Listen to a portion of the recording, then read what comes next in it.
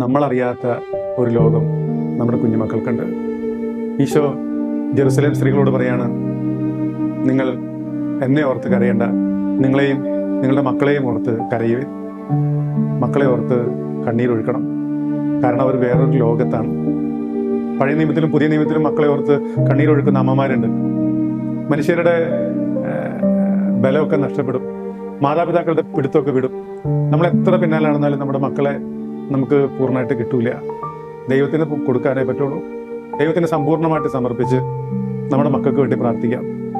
സങ്കീർത്തനം 18:6 നമ്മൾ വായിക്കുന്നുണ്ട്, കഷ്ടതയിൽ ഞാൻ കർത്താവിനെ വിളിച്ചപേക്ഷിച്ചു, ദൈവത്തോട് ഞാൻ സഹായത്തിനായി നിലവിളിച്ചു, എൻ്റെ നിലവിളി അവിടുത്തെ കാതുകളിലെത്തി, എനിക്ക് ഇനി ഒന്നും ചെയ്യാനില്ല. ദൈവത്തിന് മാത്രമാണ് നമ്മുടെ മക്കളുടെ കാര്യത്തിൽ ഇനി ചെയ്യാനുള്ളൂ.